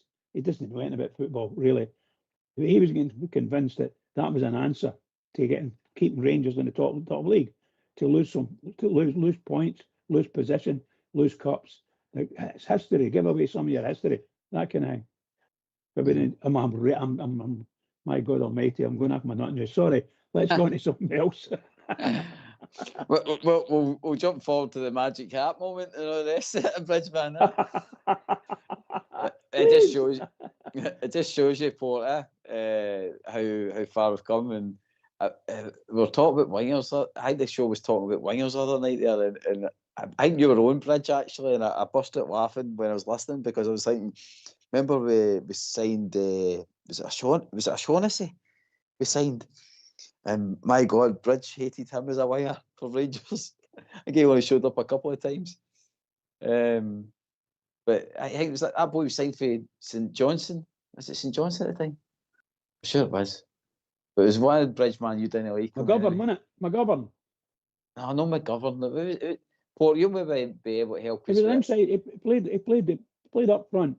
It was very fast. McGovern, his name was. Oh, maybe one of the guys will phone in and tell her what it was. Came for St Johnson.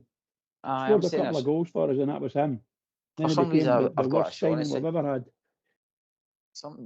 I'm saying O'Shaughnessy for some reason, but it's something like that. So. I don't think you're in the right door. No, I think that was the whole talking point. Oh, we've signed somebody that doesn't actually like Rangers. Oh God, somebody else put it hopefully in one of the chats, and we'll find it by the end of the show. But O'Halloran, mate. O'Halloran. Mike O'Halloran. There we go. Bridgeman's favourite. He was one of them. He's doing here at Morton now. He's doing a great Morton playing now, mate. There you go. You know, he played against us for St Johnson, and he played a fantastic game, by the way, I must admit. An absolutely fantastic game. And we went out and we bought him. I can't remember how much it was. The next week we Warburton. No, we won and we bought him. No, I mean, I dare say for the manager and the coaches and that, he was playing that in the top league, you know. But he came to the Rangers, and I'm afraid after a very short time he started to show that he wasn't really interested in, and we've got some of those players in my books at the moment that we can't get rid of, and that's what happened to him. And we were glad to see the back of him. If there was a player that could easily get booed off the park, it was him. Sorry, guys. No. Well, we're talking about Warburton. I mean, Christ, I think how long Tav's been at the club now.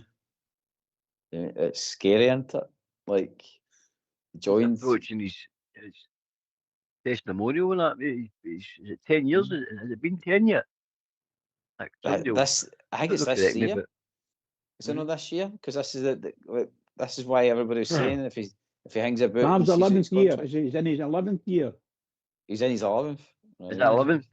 Right. Wow. So he's overdue it. Bridge, who was the last Rangers player to get a testimonial? Oh, for God's sake! You know what? God Almighty. I really don't know, to tell you the God's honest truth. I can't think at the moment. I think it was Bridgman. That's a good question for them, the listeners. I could just go on and let us know what they reckon. Who was the last Rangers player to get a testimonial? Remember, we spent 5 years in the lower leagues, so it's difficult. So it's a way before that. So no, Alan McGregor. It could have been Alan McGregor, yeah, but McGregor went away.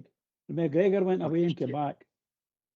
I've just checked Google, and that's what it's saying. On Google, it's saying the last official testimonial for Rangers player was held for Alan McGregor against Newcastle United at Ibrox Stadium on July the 18th, 2023. Wow. Well done, anyway. No, I was at the game. Must have been good. But that's why I was saying I can't remember everything. But there you go. I'm delighted. And by the way, thoroughly deserved. Brilliant. That's what I'm saying. Pre that, then you're starting to think, aren't you? I mean, who's the last person to get something proper like that? But like when you're talking about Warburton, and then you fast forward to where we're at. Oh, Warburton is magic. He wears a magic hat.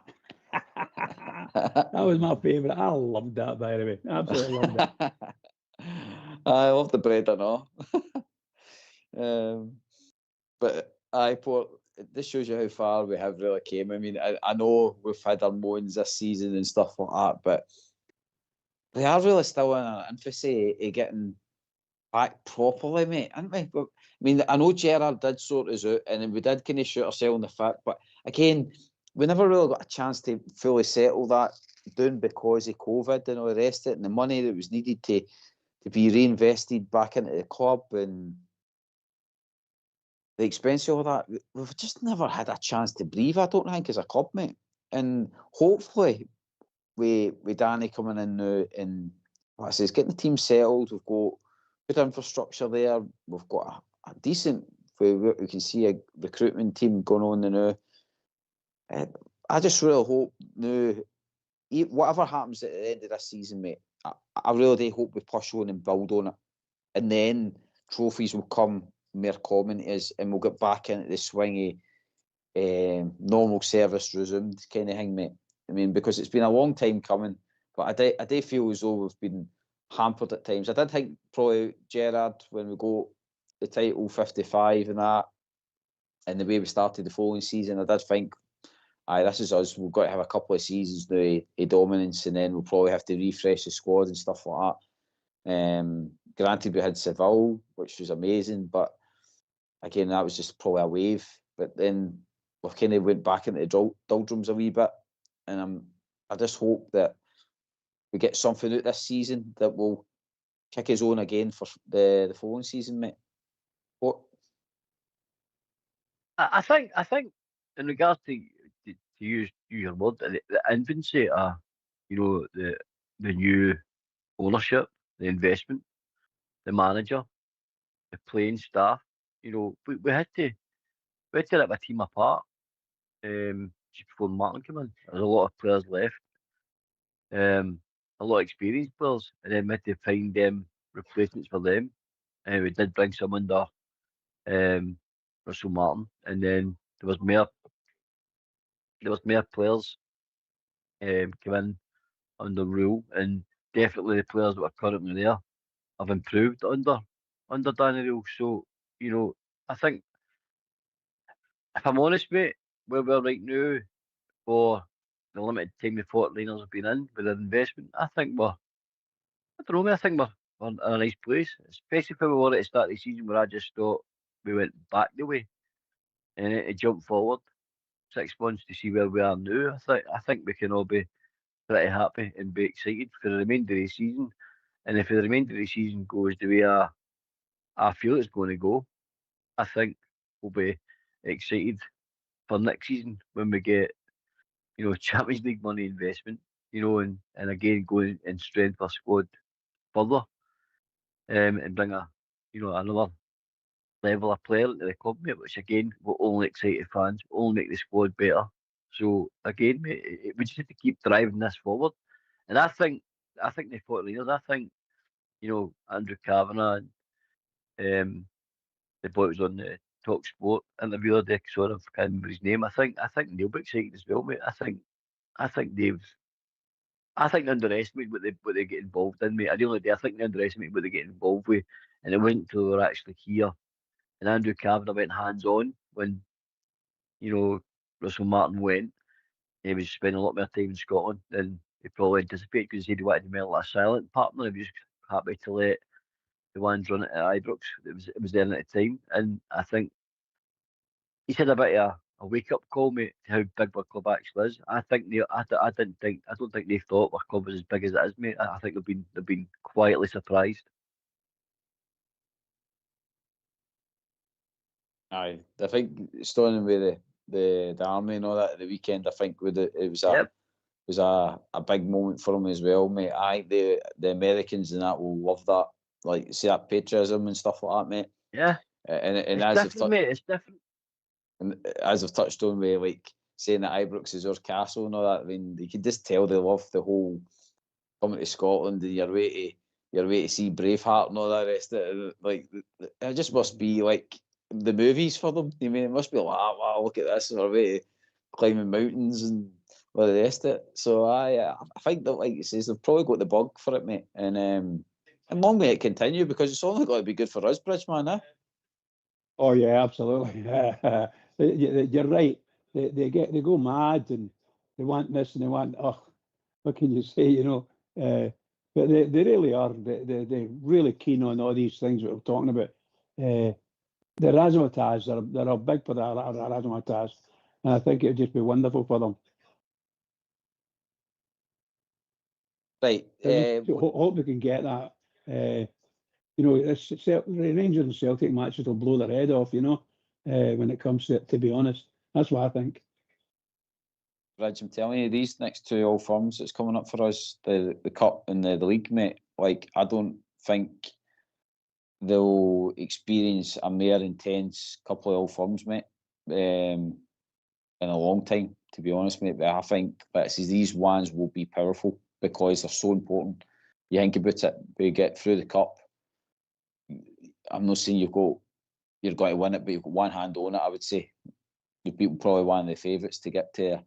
And again, if we do them in the league at home, mate, then that game in hand that they've got, this puts heavy pressure on them to make sure they win that and still keep within a title challenge, mate.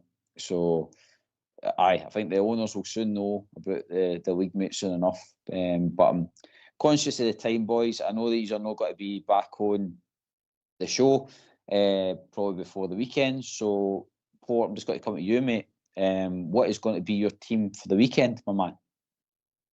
And I've caught you probably in the hop here, but go for it. Oh, you have. I'm going to take a quick one out here, mate. The same team that started against Hearts, mate. The same team. I wouldn't change anything. I would keep it the exact same, mate. I know we were a bit slow starters in the first half, but it was mistakes, guys. It was mistakes that caused the goals. As Bridge touched on earlier on, Fernandez didn't make that pass to Raskin. That first goal doesn't happen. And if John Souttar's a wee bit tighter on Braga for the header, that Braga didn't score either. So it's two defensive mistakes. We were two centre halves who didn't make a mistake in the second half and really marshalled the defence. So I would just, same team, mate, let Gassama come on off the bench as an impact player again. I think that seemed to work. I think that it will work perfectly. So no, I would go with the same team, mate, but just cut out the mistakes. I like the Ant-Man thing as well. I liked how he's kind of coming on to rough them up a bit as well, mate. I think he's got a place in this running as well. if he stays fit. I think he's got a bit about him. Guys, Bridge will tell you.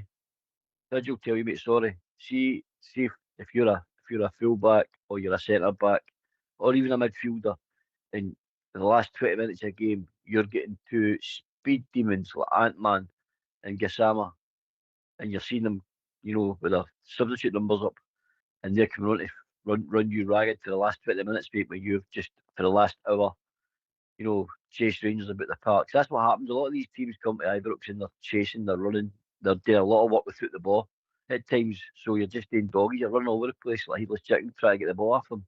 That's what it's like. You're playing against, and then they bring on quality like Gassama and Ant-Man. Again, like I said to you, mate, absolute speed merchants who are going to constantly run at you.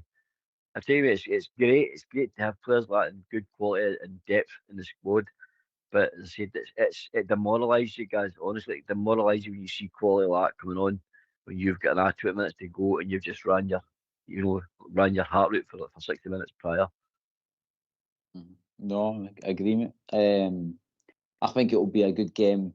I think, surprisingly, I think for that Nadiri, is that how you pronounce it? Yeah. I think it will be a good game for him, mate. See that kind of rough and tumble, rubbish pitch.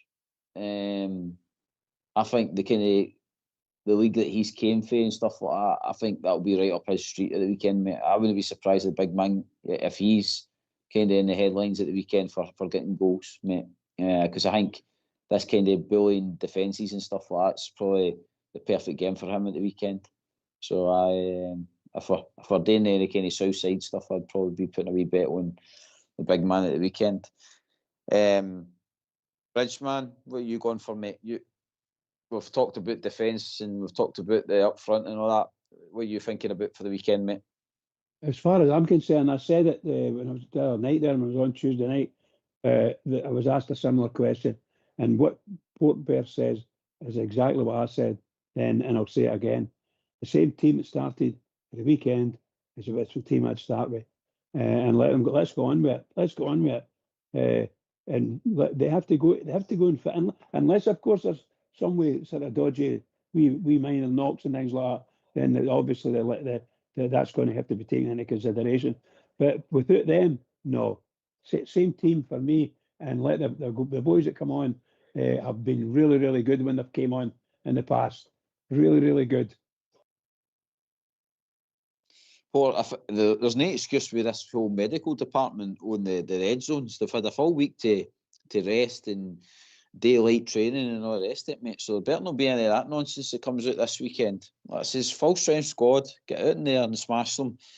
Get the game won before half time. I know, like I says, I like to be eager and all the rest of it and ask for the moon. But like I says, Livingston are Livingston. They're at home. We've got probably three of the Stones at the weekend. They're in a bad place. I says, just go and smash them, get the job done. And like I says, put all the pressure back onto the folk for the following week, mate. Aye, 100%. There's all going well, guys. There's an opportunity that Rangers could go top of the league at the weekend.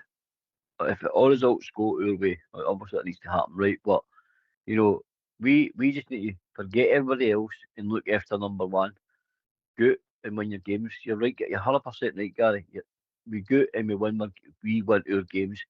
We win all our games from at the end of the season. We'll be in a right good place, mate, with a right good shout. So that's all I ask. I do, no excuses. I think the only player that I've definitely out as far as I've checked injuries earlier on was still Connor Barron and Max Aarons. Max Aarons has got an injury, so that's the only two players that are not in the squad for the weekend. So no excuses, guys. No excuses. Don't make excuses. This team should just go on now and just concentrate on themselves, and go and finish this season off in a positive manner. Aye. Bridge, you said it, mate. Like it says, barring any like niggles, you don't want to be silly in the run-in. But it should be pedal to the metal, mate. It should be the case of if the team's winning, same team back out, because you've got, let's face it, we beat Livingston, then we're going to have another week to prepare again, mate, for the Old Firm. So these red zones and stuff like that should be put well back in the back burner, mate. It should just be full speed ahead and, like I say, strongest team available. Yeah, I think it's only good for us. We know who we are, and the fans are with the team now, back with the team, and we need to be able to. At Ibrox, we need to be able to maintain the tempo and keep the fans interested, keep them singing, and the best way to keep them singing is score goals, and don't give goals away. We understand that teams can score smashing goals against us, and that boy at Braga scored a lovely header. That was 100% John Souttar's fault. A big fella at 6'4" or 6'3", and he can't beat that guy. No, that's not right. But it was a bit of jersey pulling by both sides in there, so that could have levelled itself out, and he managed to get the leverage and got above him. And by the way, it was a lovely header. There's no doubt about it. I'd take one of them every day of the week. But seriously, when he's keep going, get the confidence, start talking to each other on and off the park. Learn what you do and what you like to do. I watch Raskin every week, or just about every week, and I watch him and I know where he likes to run from, where he likes to run to, and how he likes to get there. Sometimes he takes a chance to get there. Other times he stops the ball and takes his time and starts again. And we must be able to play to those strengths. So we've got to do it. Please do it. Come on, Rangers. Everybody, come on. No, you're right, Bridge. I think that you says. I think we're probably sitting in a good place. Port's touched on that as well. I think we're probably sitting ready for this running. A wee player he just touched on there that Port likes Raskin.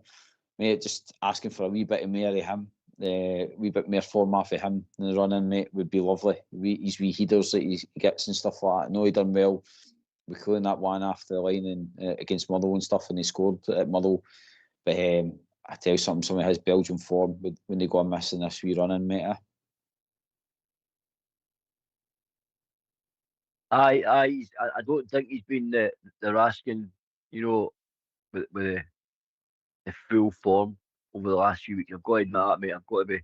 I love him. I love him. I just don't think he's been the same Nico Raskin that's been dominant and been your main man in midfield over the last couple of weeks. Probably have to boil a wee bit. I actually thought the last time I was on the show I was going to mention it. Do we take him out? And go with Diamande and Chuck Wayne in Midley Park. Just to give him a break. I thought we needed a wee break, but I hope for the weekend he picks up his form again, mate, and gets back to Nico Raskin, because there's no doubt about it. A fit, fully flying Nico Raskin, mate, makes Rangers, a lot better. Well said, there, pal. Well said, poor Bert. Right, boys. It's amazing. We've been able to chew the fat for 2 hours, mate. Boys without any calls. But it's been class. It's been good wee dive into a wee bit of history, a wee bit of beach balls and the beach balls.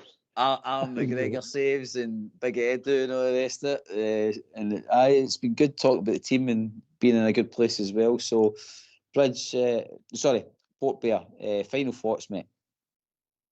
Aye, thanks you guys. Cheers, Bridgeman and the techie boys in the background, and obviously the Facebook loyal and our YouTube troops as well. Thanks to everybody for joining and taking part and listening, and thank you, Gary, for hosting the show, mate. Very welcome, mate. Thank you for coming on and assisting and being the anchor man tonight. And what did you call me? I wanted to say, mate, I'm sure it was a swear word. It was a swear word. I made that clear, that anchor, since you're doing in that port. You mean? No, it wasn't. It wasn't. No, it was a bad word. It's a bad word. Right, Bridge, save me. Over to you, mate. Oh, save me. Aye, look at that. I got GB, a brilliant night. I've thoroughly enjoyed it. On me yourself and of course Port Bear. Thanks for taking me through it, pal. And the techie boys in the background. It's just been a fantastic night. I love the conversations, and I don't think I made too many mistakes tonight, so I'm happy. And what can I say? But can I just say this? To all the Rangers fans that are listening in all over the world, please, please, please, keep it going for the Rangers, because the Rangers really need us. We've got massive games coming up, massive games. Keep it going. Brilliant, lads. Again, pleasure to be on with you. It's good chat tonight. That's as good jumping down memory lane with you as well. And again, big thanks to everybody listening in across the socials and contributing any way that they can. And a massive thanks to the boys in the background, to Old School Blue and Foxy Boy. Fox giving us that nice wee question at the start of the show to help us kick in the show. So big thanks to them as well. This has been Rangers Radio. We'll be back tomorrow night. Guess what? Talk about things all Glasgow Rangers. Good night.